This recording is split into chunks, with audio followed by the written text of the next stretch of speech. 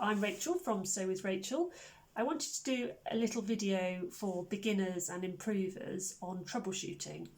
So if your stitching's not looking quite right, or you're getting in a real pickle, it's getting really knotty or breaking or skip stitches, here are 10 reasons why that might be the case. So starting with the most likely to the least likely. So I'm going to angle to the machine so you can see what I'm doing and run through each one for you to check. Number one, and always number one, is rethread your machine.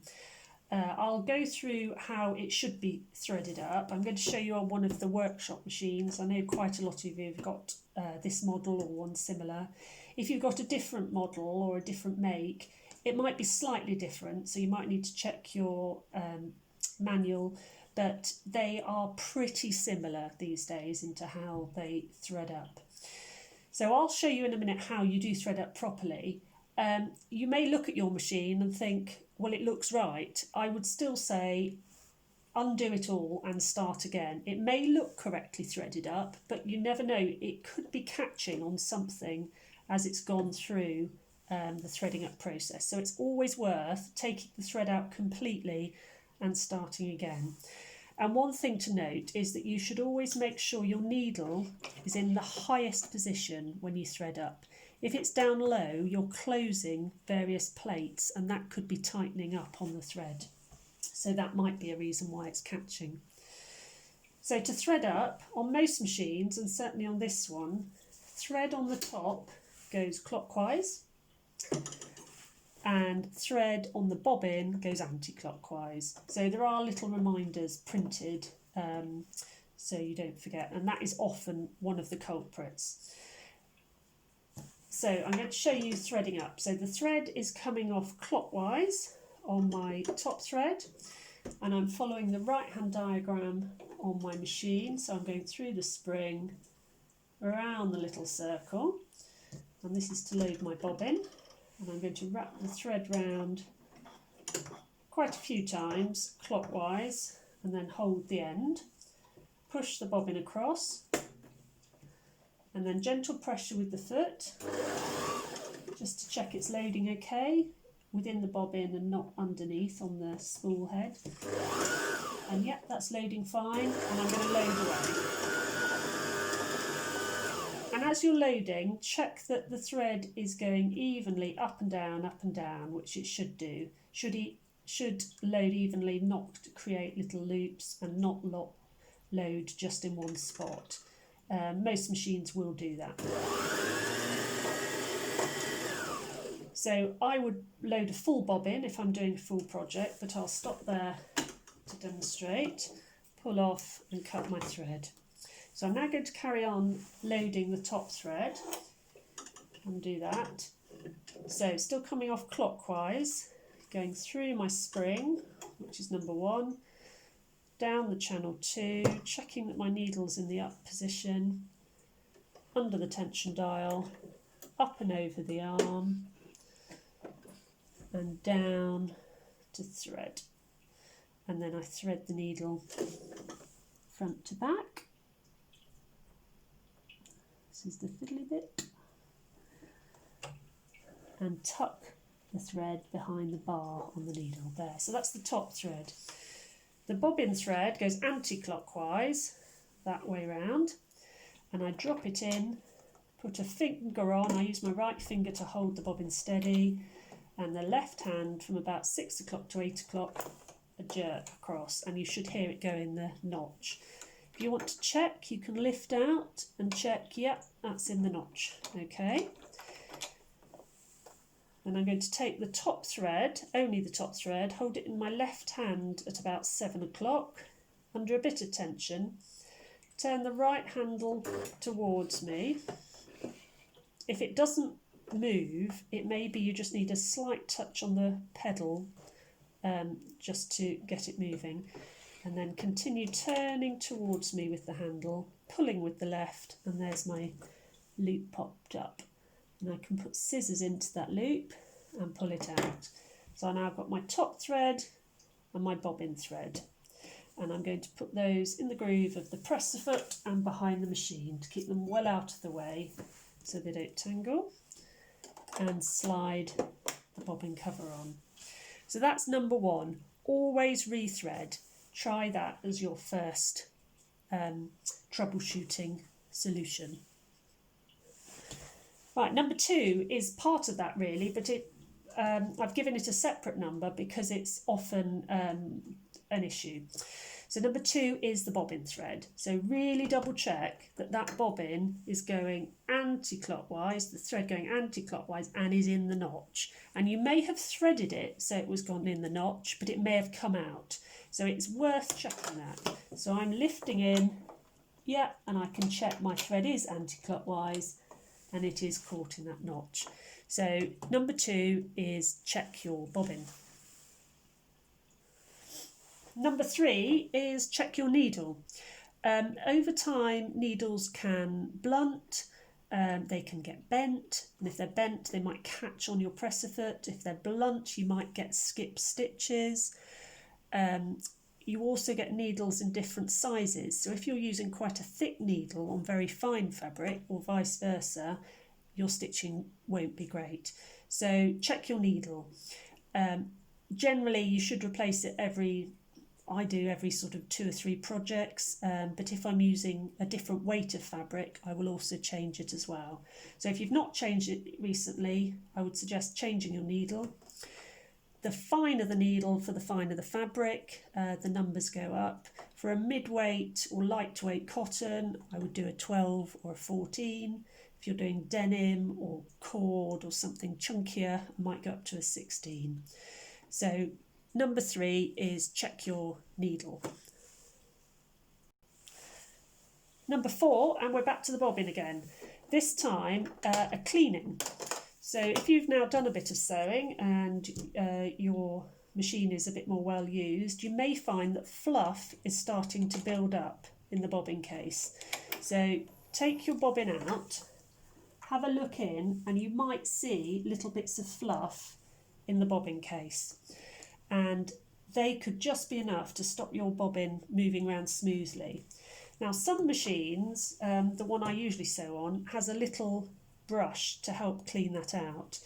These machines don't tend to come with a brush, so I would suggest using a nice soft clean paintbrush and just carefully go around the inside of the bobbin case and just remove any little bits of lint, fluff that may be in there, and that could be a culprit for the bobbin not going round correctly.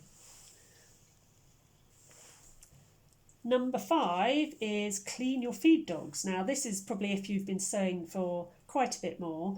I realised I hadn't done mine for years on my machine, and the feed dogs were really clogged up, and it's no wonder that the fabric wasn't feeding in correctly. Now your feed dogs, just take off the presser foot, and I do that by, on these machines, just pulling down.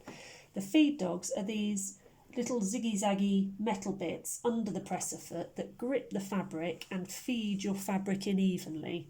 And if they're all clogged up, you're not going to be feeding in your fabric. So you'll probably be able to see here if there's lots of fluff.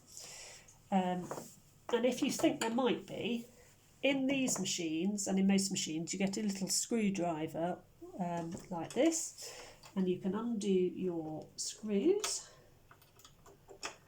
In fact, I'll pause it while I undo it and then I'll show you.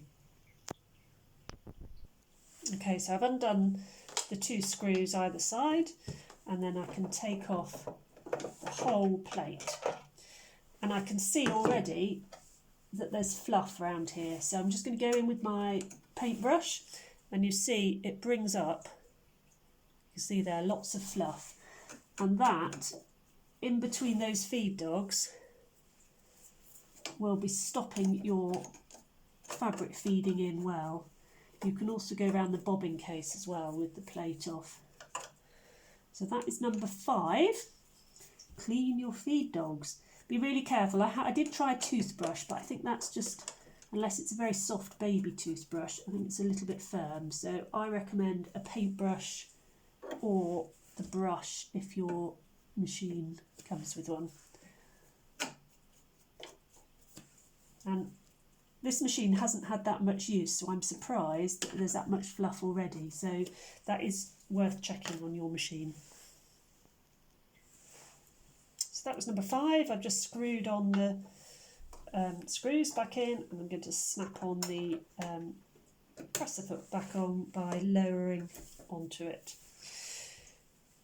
So the next one, number 6. Now it doesn't apply to these machines, but I'm including it because many machines it will apply. If your thread sits horizontally rather than vertically, you'll have a little spool cap that goes on the end to stop it falling off. If you've got 2 different sizes of spool cap, you want to use the right size for your thread. So if you've got a very skinny thread, like say a Gutermann, you'll want to use the smaller spool cap. If you've got a chunkier one like this Coates Moon thread, use the larger spool cap, and that can affect how it unwinds through the machine. Right, number 7. If you've done the other things, hopefully this will be right as well. But number 7 is check the thread has been wound evenly on your bobbin. So that looks okay, but sometimes you might see it looking very loopy and under layers of thread poking out. If it looks uneven, it might be getting caught and tight and not sewing correctly. So if that's the case, I would unthread your bobbin and wind again. You want it to be nice and even like that. Number 8 sounds obvious, but it is worth checking. Check your stitch selection and your width and your length. Now, for these brother machines, you've got preset stitch lengths, so that doesn't apply so much. But if you've got the ability to change the length and the width of the stitch, check that they're all correct. So if you're on the straight line stitch, check that your stitch length is the right length. I would say between 2 and 2.5 millimeters for most sewing. If you're doing a zigzag, check the horizontal is the right length and the vertical. So don't have a mixture. Obviously, if you're doing straight line stitching, you won't have a different width setting. You'll only be altering the length. So double check your stitch selection. And that's number 8.